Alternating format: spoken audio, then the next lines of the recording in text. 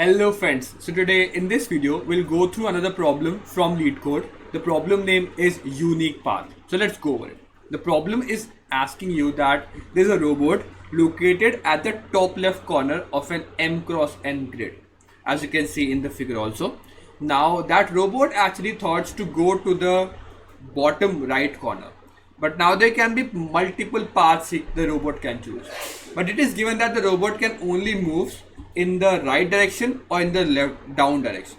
So you just have to tell that if the robot just moves to the left, or sorry, to the right and down directions, and the robot want to reach the bottom right corner, what is the number of unique paths the robot can choose, and you have to find a total number of paths. Now to even make it more clear, let's draw out draw an example. So let's see that there's a robot, there's a grid first of all, like this, and the robot is here. Okay, but now just let's assume that I want to reach here. One path can be like this and one path can be like this, or I want to reach here now. So one path can be like this, one path can be like this, and one path can be like this. So there are three paths. This is two paths. So what we are seeing here is that to reach this point, what we are doing here is just I can reach from the top, or I can reach from here, and the number of steps required to reach this point is 2. So as you can see, 2, if I have to take out this path, I can reach here. If I have taken this path, I can also reach here. So what you can easily understand is that there's our top path and there's these paths. So this is 2 and there's one path from here, so it is 3. Let's talk about here also. There's one path from the top and there are 3 paths from the left, so there are total 4. So this is how we are actually using the dynamic programming technique.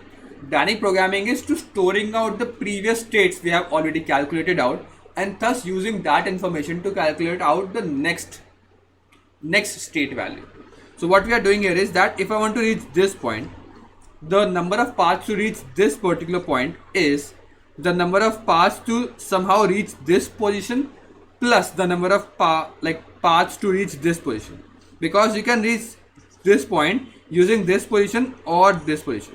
From this cell you can reach this, or from this cell you can reach this. There is no other way, because from on any point I can only reach from using the down value or to the right value, and thus there are only 2 ways. So I can reach this using this and this. So the number of paths to reach this point and to reach this point, you just have to add them to get the number of paths to reach this point. And that's the logic for this problem also. So if I want to reach this point, I have to calculate the number of paths to reach this place and this place. So to calculate this place, I have to calculate this place and this place, and to calculate this place, I have to calculate this place and this place. So that's the whole logic. You have to find out all the states to find out the last state. So first find out some intuitive values. By intuitive I means that this is a robot, and to reach this position it only takes one step, because there is only one path to reach this position. Why? Because it's only one path. Just take the right direction and move in that direction. There's only one path to reach this also. Why? Because you just have to move in one direction. So all these blocks are 1. I means that there's only one way to reach this block, because the robot just moved right and it can reach this. So there's only one way. Also similar down also, the first column is all 1. So you have to initialize your matrix such that the first row and the first column is all 1, and for all the rest of them you just have to take out, for calculating out for value for this, you have to add the top cell and the left cell. So the top cell and the left cell added out, it will give you 2. Now top cell and the left cell added out, it will give you 3. So 3, 4, 5, 6. It means that there are 6 ways to get to this cell. Now to get for this value, 2 plus 1, which is like 3. 3 plus 3, which is like 6. 6 plus 4, 10. 10 plus 5, 15. 15 plus 6, 21. So 21 ways are there to reach this cell.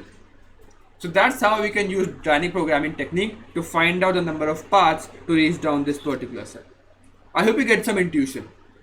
So that's what we're gonna write down in the code also. First make a 2D matrix, with n plus 1 rows and n plus 1 columns. And then what we'll do, we'll first initialize the first row and the first column with all ones, as I've told you. Then start from the second. So as you can see, 2 comma 2. We'll start from that till the end. And the particular a of ij is actually the summation of the top cell and the left cell. That's what we are doing here. And then the answer is just the value stored in the cell of a of n and m. Why? Because that's the last cell we want to reach, and that's what we're gonna return. I hope you understand the logic and the code part for this problem. Also, if you still have any doubts, you can mention down. I will see you next one. Till then, keep coding and bye.